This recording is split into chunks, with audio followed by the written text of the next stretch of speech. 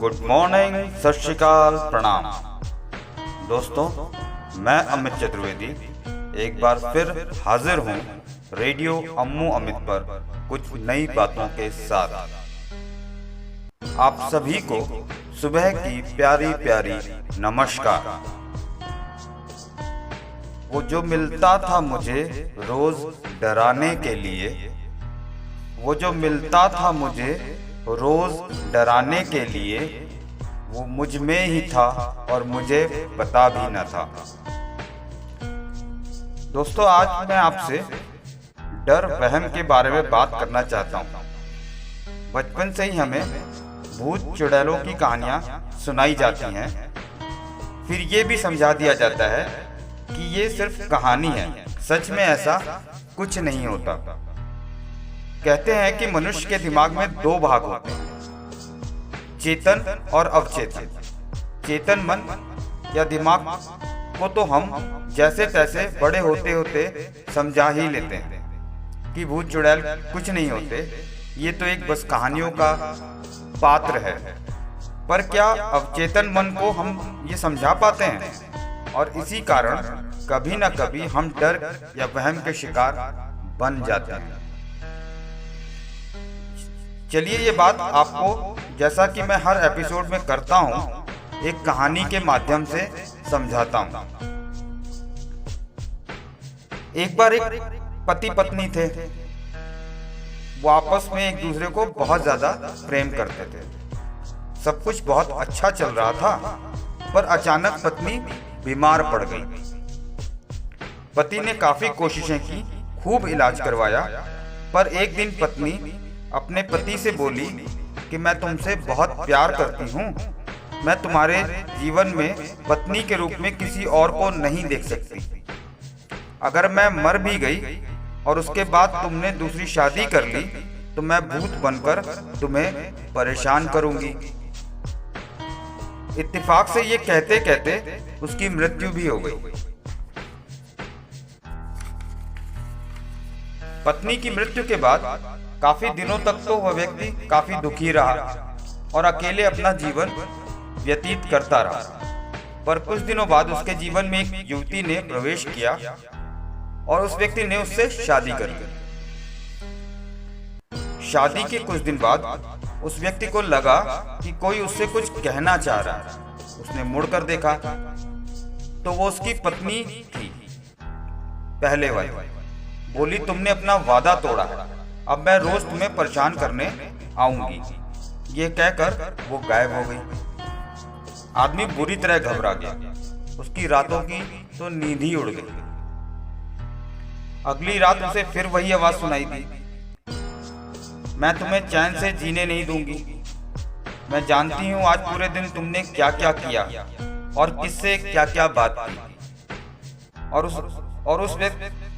और उसने उस व्यक्ति को बिल्कुल सही सारी बातें बता दी जो उस व्यक्ति ने पूरे दिन में की थी। अब वो व्यक्ति बुरी तरह घबरा गया और अगले दिन एक साधु के पास गया और उनको अपनी सारी समस्या बताई। साधु महाराज बोले, ये आत्मा तो बहुत चालाक है।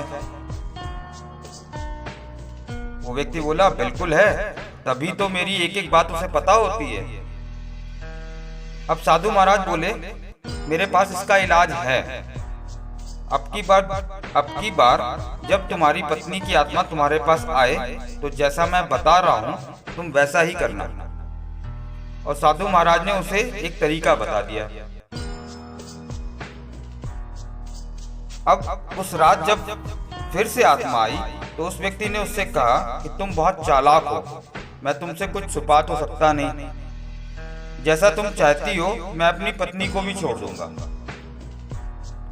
पर उससे पहले तुम्हें मेरे एक प्रश्न का उत्तर देना होगा। अगर तुम मेरे प्रश्न का उत्तर नहीं दे पाई तो तुम्हें मेरा पीछा छोड़कर हमेशा के लिए जाना होगा। पत्नी की आत्मा बोली, ठीक है, मुझे मंजूर है। आदमी ने फौरन पास में रखे एक बर्तन में से बहुत सारी राई के दाने अपनी मुट्ठी में भर लिए और उस आत्मा से पूछा, बताओ मेरी मुट्ठी में कितने दाने राई के? दोस्तों ठीक उसी समय वो आत्मा गायब हो गई।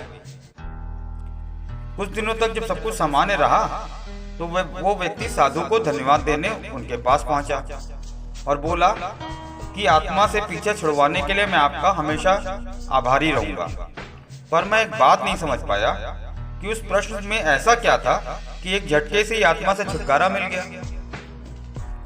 तब साधु बोले, बेटा वास्तव में कोई आत्मा थी ही नहीं। मतलब?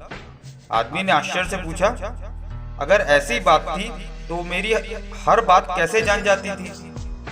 साधु बोले, क्योंकि वो तुम्हारी ही बनाई हुई आत्मा थी, इसलिए जो कुछ तुम जानते थे वो आत्मा भी जानती थी। इसीलिए मैंने तुम्हें राई के दाने मुट्ठी में भरने के लिए कहा, क्योंकि तुम्हारी पूर्व पत्नी ने तुमसे कहा था कि वो तुम्हें परेशान करेगी, इसलिए तुम्हारे अंतर मन में कहीं ये बात घर कर गई थी कि मरने के बाद भी वो आत्मा बनकर आ सकती है, और ये उसी का परिणाम था। दोस्तों, अंतर्मन में बैठा हुआ डर ही हमें कभी कभी मुश्किल में डाल देता है। अगर आपके आसपास कोई घटना दिखे तो उस व्यक्ति को समझ कर कि उसको समझाने का प्रयास करिएगा। यकीन मानिए आप कामयाब भी होंगे। आज के लिए बस इतना ही। कल फिर मिलते हैं एक नए विषय के साथ। और हाँ, आप अपने चैनल रेडियो अम्मू अमित को लाइक करना और सब्सक्राइब करना प्लीज मत भूलिएगा। Please be safe, take care, अपना ध्यान रखिएगा और अपनों का भी। Thank you very much. आपका अमित चतुर्वेदी।